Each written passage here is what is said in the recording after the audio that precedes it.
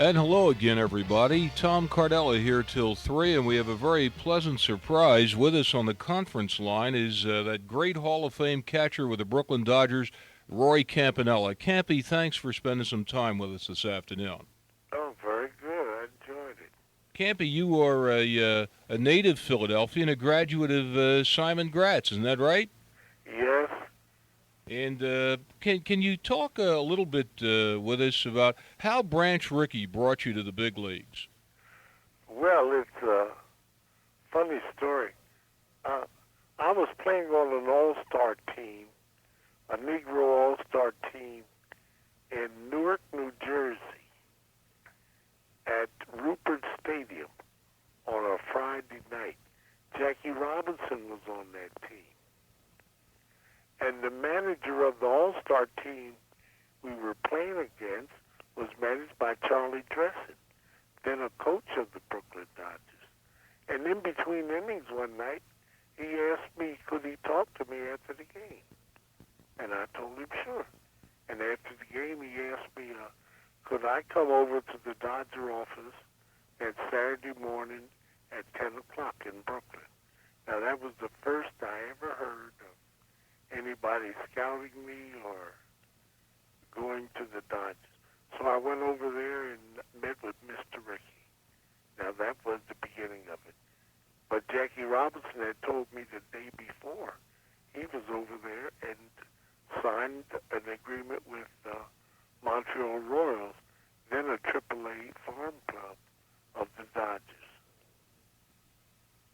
When you played on the same team with Jackie Robinson and at the time pioneers in breaking the color line in Major League Baseball, but you had kind of a different approach to dealing with the racism on the baseball field. Did you and Jackie come to an understanding that you were two different individuals with two different approaches to dealing with that kind of thing? Not at that time, because it wasn't different. Jackie had gone to UCLA where it was not segregated or anything. And I had always played and went to school up at Gillespie Junior High and East Apaka Elementary School and Simon Gratz. And our schools were never segregated. Mm-hmm. And I really didn't realize all the segregation that was about at that time. My goodness, I was 15 years old the first time I played in the Negro National League with the Baltimore Elite Giants in 1937. When you came to the big leagues and you saw the kind of reaction that you and Jackie had from some of the other players, particularly on the opposing teams. In fact, I think the Phillies were one of the toughest teams to play against in terms of the racism of those years. How did you handle that? How did you adjust to it and go about your business and become the great catcher that you became? Oh, you just went on and played ball and disregarded the remarks that you heard. And against the Phillies, it wasn't that bad.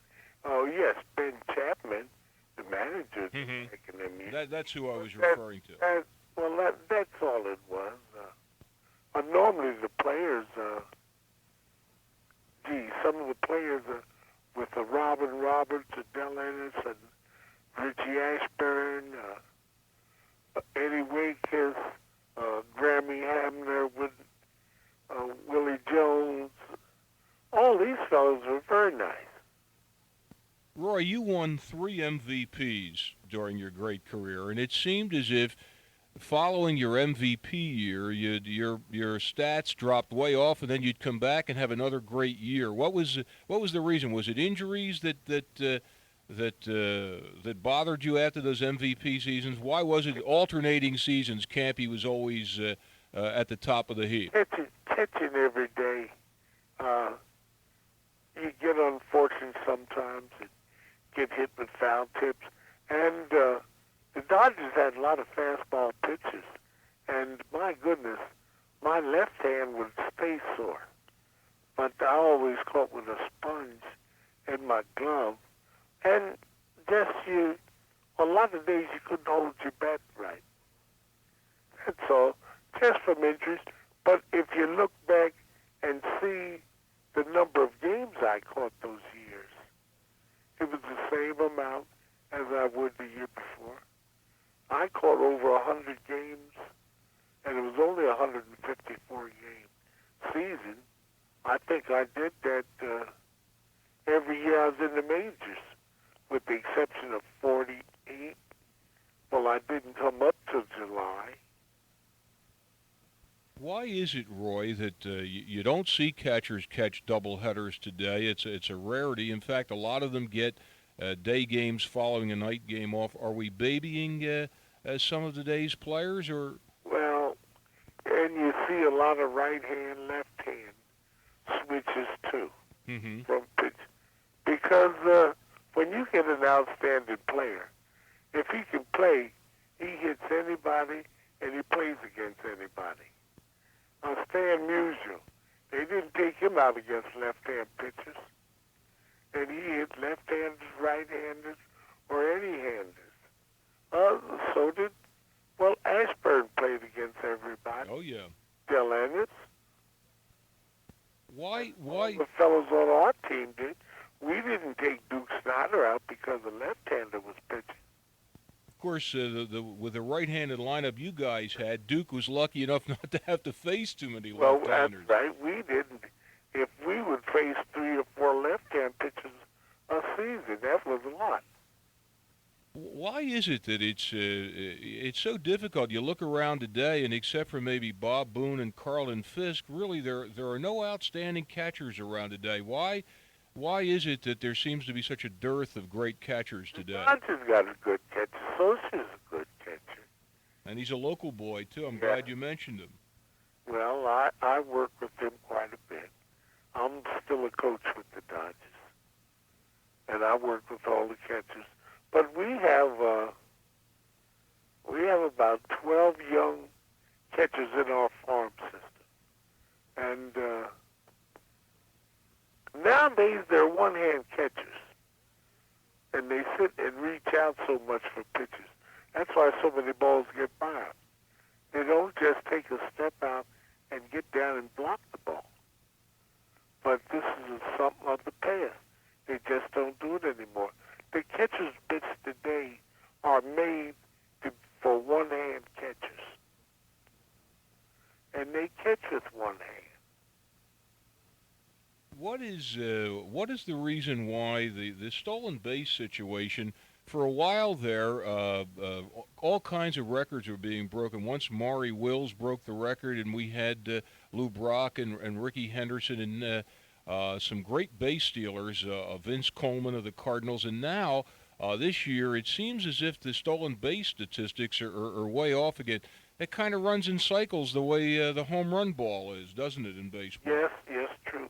But still, if a pitcher knows how to hold a man on, there's no man that can outrun a baseball. It's impossible. But the ball has to be handled right. There's a lot of catchers can't throw straight. On pitch outs, you see men stealing second base. Should be impossible. But the catcher makes bad throws, and the pitcher doesn't hold the man on right. A lot of it today is some of the pitchers are so young, they just don't know how. And even some of the older ones have never learned how. Roy, before we let you go, and we're speaking to Roy Campanella, the great Hall of Fame catcher with the Brooklyn Dodgers, what would you consider the big highlight of your career? Number one, putting on the Dodger uniform. I never had the slightest idea I'd ever play in the major leagues. And two, after I did play with the Dodgers, accomplishing enough to be put into baseball's Hall of Fame, to have them play a game in tribute to me in L.A. here, and the largest crowd in attendance at an exhibition game, 93,103 people paid to see that. And that was such an honor that I'll never forget. turned the lights out in the fifth inning, and everybody lit a match or a lighter. And it was beautiful in the Coliseum that night. Well, anybody that ever saw Roy Campanella play will never forget the tremendous career that you had, Roy.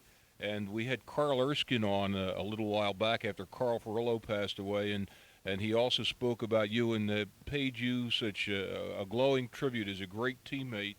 And the boys of summer remain, I think, very special to not only to me, but a lot of people all over the country who value Major League Baseball. I just want to tell you what an honor it was to have you with us today. Thank you very much. And those group of fellows I played with, the Dodgers couldn't have picked anyone better than Duke Snyder, Ferrillo, Hodges, Jackie Robinson, Pee Wee Reese, Billy Cox. What a group that was. Roy Campanella, thank you so much for being with us. Thank you.